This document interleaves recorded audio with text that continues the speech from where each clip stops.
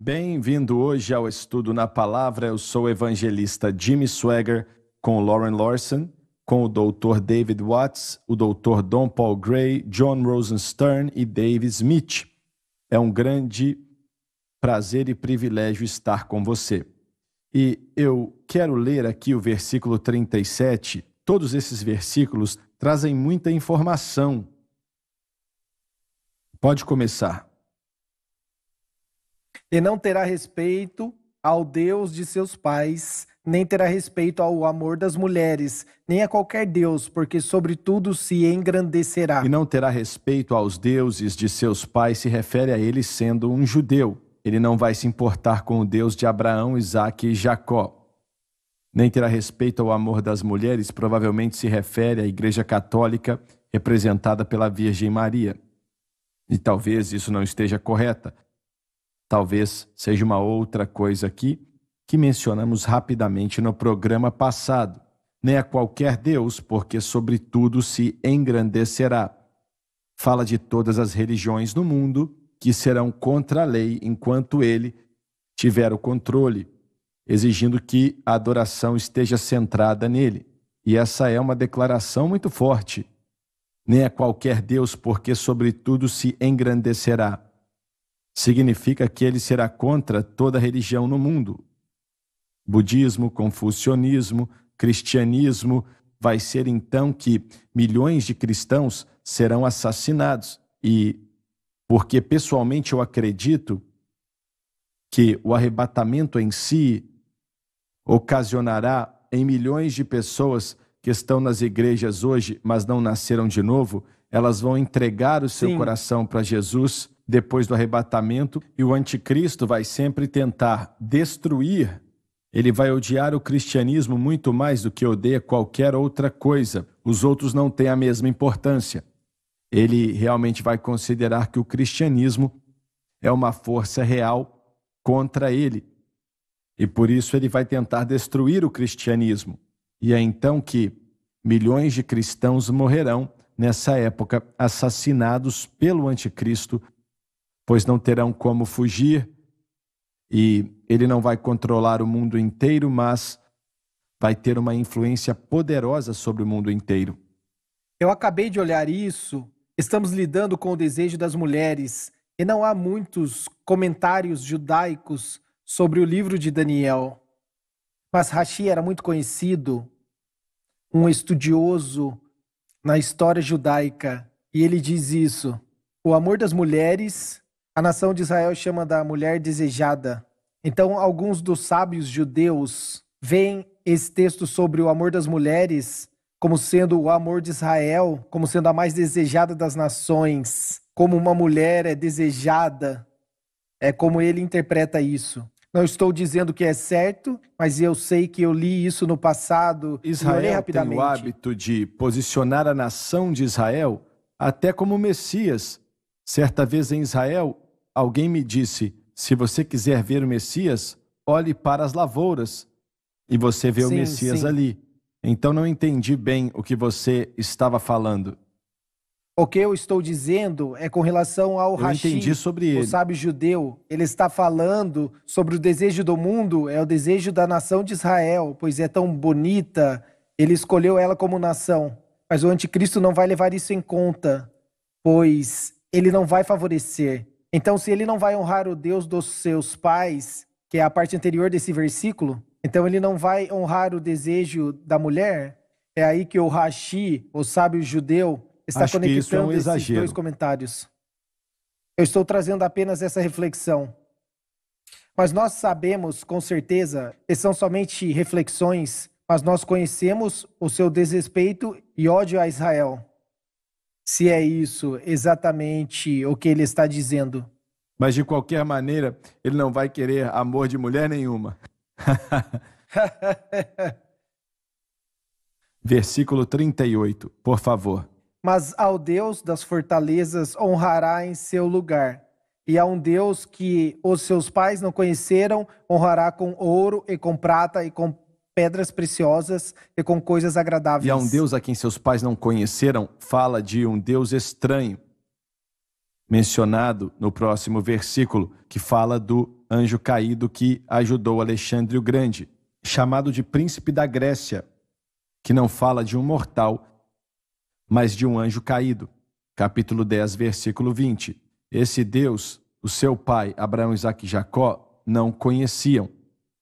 E agora, quando diz que ele vai honrar aqui o Deus de força, vocês concordam com essa interpretação ou vocês pensam diferente? Eu acredito que honrar o Deus da fortaleza é ele dominar o poder militar. Acho que ele está profetizando aí, como nós falamos nos programas anteriores, está profetizando o seu poder militar. A palavra Deus aqui coloca em um estado ou em um status espiritual.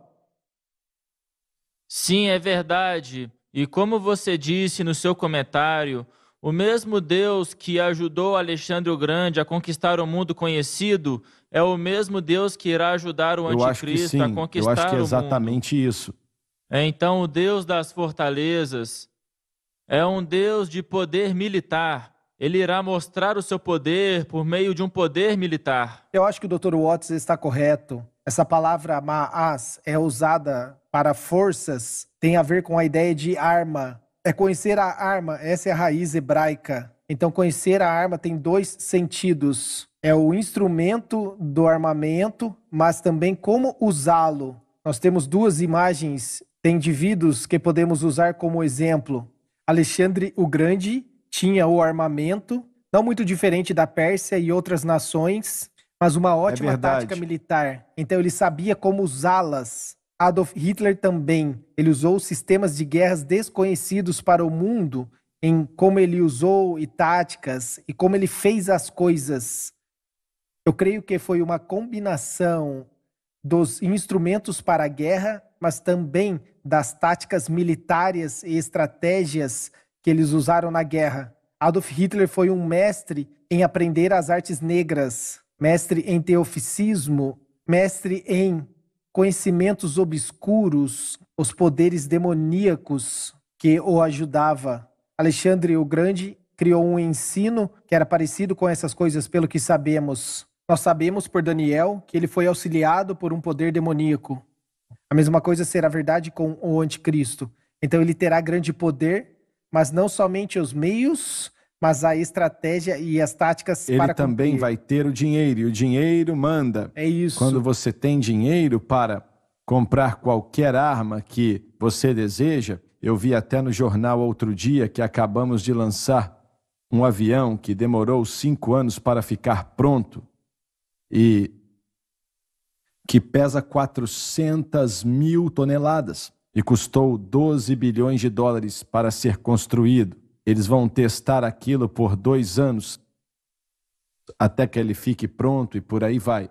E a China construiu, acho que foram 3 ou mais, que são parecidos com aquele avião, ou talvez até maior e mais poderoso. Então ele vai ter dinheiro bastante para fazer o que ele quiser. Quando você tem o poder militar e você tem o dinheiro e você tem a habilidade de persuadir, persuadir as Nações Unidas, é assim que ele irá dominar o mundo. As forças são as chaves do sistema global. Forçar outra pessoa a fazer o que você quer. E os poderes das trevas que vão ajudá-lo a fazer isso acontecer. É o que todos estão descrevendo. Ele vai controlar a mídia, ele vai controlar as finanças e ele vai controlar o exército. E a religião, exatamente.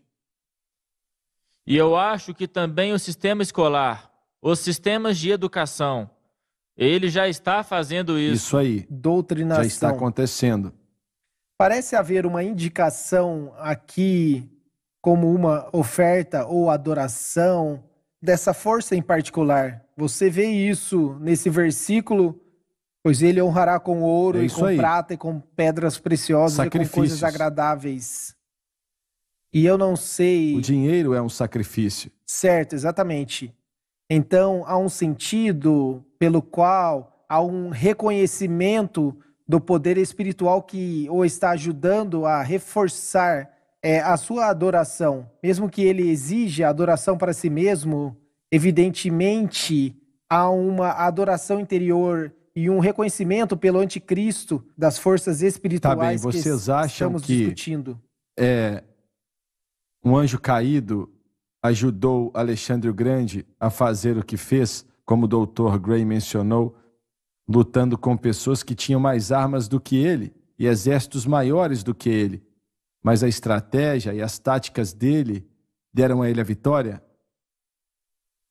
Que entendimento eu tenho, e que na verdade eu tirei do Finest Date, e se ele está correto ou não, eu não sei, mas que foi um anjo caído e poderoso, e esse anjo caído vai voltar, Deus vai trazê-lo de volta do abismo para ajudar o anticristo a fazer o que ele faz.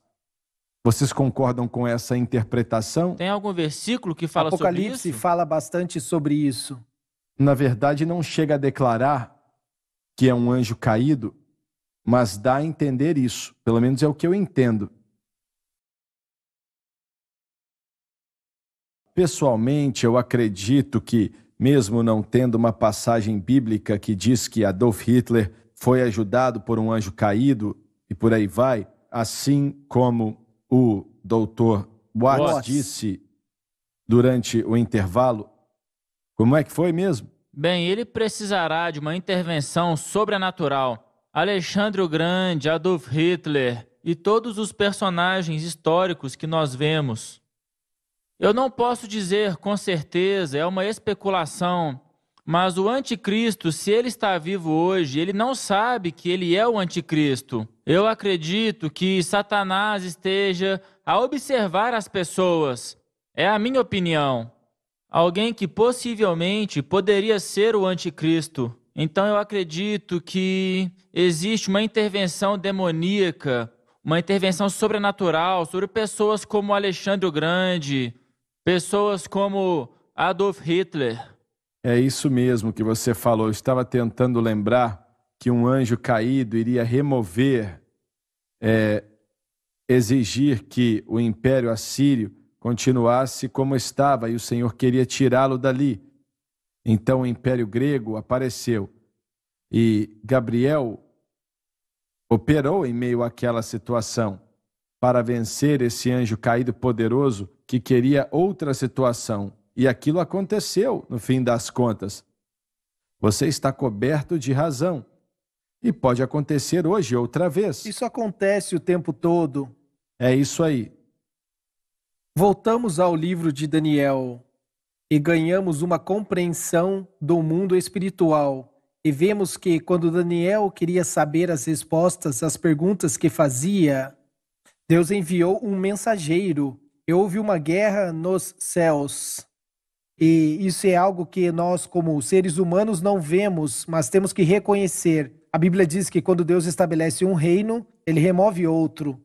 E eu simplesmente acredito que há guerras e facções no mundo espiritual e que há uma guerra que precede o surgimento ou queda de qualquer reino. Um anjo para derrubar as forças da Síria.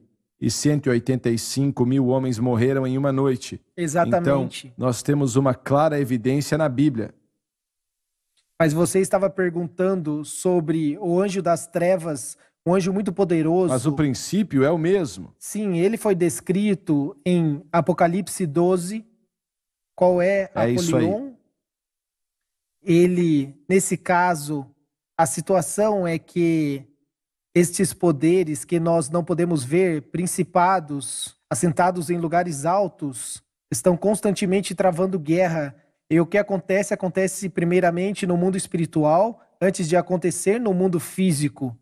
O livro de Apocalipse nos dá essa imagem sobre os eventos que estão acontecendo no mundo espiritual e como isso impacta o mundo físico. Então eu não acho que estamos forçando muito de nada quando nós cremos que um indivíduo que pratica um grande mal deve ser fortalecido e empoderado antes mesmo de começar a sua posição e com certeza durante, mas quando Deus quer removê-lo, ele remove. E quando ele é quer a esse removê-lo. Deus que ele está honrando, o Deus das fortalezas, o Deus que os seus pais não conheceram. E eu acho que em seu comentário, possivelmente está correto em sua conclusão. Olha, biblicamente, eu acho que temos evidências o bastante. Correto. Você está falando do ser humano mais poderoso, fora aqueles que vivem para Deus ou que já viveram. E ele vai precisar de uma ajuda sobrenatural para resolver isso e continuar a fazer o que deve ser feito. Eu acho que, da mesma forma que as pessoas são relutantes em aceitar a realidade do sobrenatural, os milagres por parte de Deus, nós vivemos em um mundo hoje que muitos cristãos não acreditam em milagres. É verdade. Mas, tão real quanto esses milagres, existem também poderes sobre-humanos do outro lado. Verdade. Exatamente o que nós temos falado. Bem, nós vemos em Daniel, como o Dr. Watts mencionou, aonde é muito claro que fala de um anjo caído poderoso que queria manter o governo assírio no poder. Deus enviou Gabriel e, eventualmente, até Miguel para resolver a situação e fazer com que os assírios, Quem estava com Alexandre o Grande? Grego. Sim, os Ele gregos, era grego. isso aí. Os gregos chegassem ao poder. Era a vontade de Deus. E ele fez com que 2 dos seus anjos mais poderosos fossem enviados para resolver a situação. Então, os Sim, 2 com anjos certeza. caídos eram poderosos, a ponto de necessitar de Gabriel e Miguel para tirá-lo dali. Eu acho que é importante enfatizar novamente que esses eventos que nós temos lido nos últimos programas, isso está acontecendo no plano de Deus. Deus não causou o mal, mas Ele permite que coisas aconteçam para o seu propósito redentor. E nós temos visto esses eventos se desdobrarem. E o anticristo pensa que tem esse poder, mas ele só tem esse poder porque Deus o permitiu estar nesse lugar, nesse tempo. E eu acredito que algumas pessoas perdem de vista o fato de que Deus usa coisas para o seu propósito redentor, e é isso que nós estamos lendo verdade. aqui. Mas o lado bom da situação, em relação ao anjo Gabriel aparecendo para Maria e o anjo Gabriel aparecendo para Isabel, a esposa de Zacarias. Exato. Então, nós vemos em Daniel um anjo caído poderoso. Você disse, um tempo atrás, você disse algo muito sério, que haverão pessoas que se assentaram nas igrejas, mas nunca se comprometeram em seguir a Jesus. Milhões. Elas assistiram esse canal de televisão, ouviram a mensagem, mas nunca se comprometeram com Cristo. E quando o arrebatamento acontecer, elas vão entender o que foi ensinado e pregado a elas. Nesse dia, tudo fará sentido para elas, mas elas serão deixadas para trás nesse período. E eu acredito que existem pessoas que simplesmente passaram por vídeos ou algo desse canal, ou algo que eles lembram, que eles aprenderam. Muitas pessoas, talvez milhões de pessoas Serão na milhões. igreja, que, você sabe, vão perder o arrebatamento, mas de repente tudo fará sentido Muitos para não elas. irão, mas muitos irão. Os santos da tribulação. Muito bem, versículo 39, por favor. E haver-se-á com os castelos fortes com o auxílio do Deus estranho. Aos que o reconhecerem, multiplicará a honra, os fará governar sobre muitos, e por preço repartirá a terra. E haver-se-á castelos fortes, fala de grandes centros financeiros no mundo, que será caracterizado pela reconstrução da Babilônia. Eu quero parar aqui por um instante. Vocês acham que a Babilônia literalmente será reconstruída ou está se referindo ao sistema da Babilônia? O que vocês acham? Não nos diz claramente nas Escrituras, mas nós sabemos que foi feito um esforço no Iraque para reconstruir a Babilônia. As forças americanas usaram ela como uma base durante a guerra no Iraque por uma temporada. Então há esse potencial. Mas com certeza o sistema babilônico do mundo, o sistema mundial também se refere a isso. Se nós virmos a reconstrução da Babilônia, isso irá significar que o Iraque vai cumprir uma função muito importante nesses últimos dias. Então eu trago essa questão e também a respondo. Será que isso significa que o que estamos vendo no Iraque e ainda vemos no Iraque, apesar de não estar nas notícias, tem uma significância espiritual do que vai acontecer no final dos tempos? Pois o Iraque está entre Israel e, claro, o Irã, que agora se opõe... o Irã está praticamente controlando o Iraque, não é? Não necessariamente, mas a influência, ou diria a topografia que separa geograficamente o Irã de Israel é o Iraque. E o Iraque e o Irã não são totalmente amigáveis. Há uma divisão, a maioria do Iraque é muçulmano sunita e alguns xiitas. E no Irã são os xiitas. E houve uma batalha pelo poder. E Saddam Hussein manteve o poder lá por um bom tempo. Ele não era daquela facção. Tanto que houve uma guerra entre o Iraque e o Irã que durou quase 10 anos, ao qual os Estados Unidos ajudaram o Iraque durante aquele tempo, naquela guerra. Então eles puderam se defender e não foram derrotados pelo Irã. Mas depois nós vimos como o Iraque... O Irã e o Iraque se odiaram. Eles não são amigos próximos, é verdade. Mas infelizmente no Iraque, como foi dividido, não subdividido, você tem 3 diferentes grupos de pessoas. No sul você tem os xiitas muçulmanos, na parte central os sunitas muçulmanos, e no norte você tem o povo curdo, e eles que são sunitas, mas têm uma cultura diferente. Um país há muitos desde anos. O começo. Então eles estão espremidos entre a Turquia, mas apesar disso, cumpre uma função muito importante. Então a minha inclinação é que os esforços de Saddam Hussein para reconstruir a Babilônia, é claro que ele construiu uma grande estátua de si mesmo, pode ter sido uma possibilidade de reconstrução. E parte disso é por causa da geografia da cidade, a possibilidade de um propósito comercial que pode ser reconstruído e usado como um mecanismo de troca no Oriente Médio, ou outros lugares que podem se encaixar nessa descrição. Nunca descobriram se ele tinha armas para destruição em massa ou não. Pelo que sabemos, não especificamente. Certo. Então a nossa inteligência não sabia de muita coisa, não é? Eles alegavam que ele moveu, mas eles tiveram evidências de que ele usava armas de destruição em massa contra o seu próprio povo em uma guerra química. Muito bem, o nosso tempo acabou e obrigado por nos acompanhar. Não perca o próximo programa.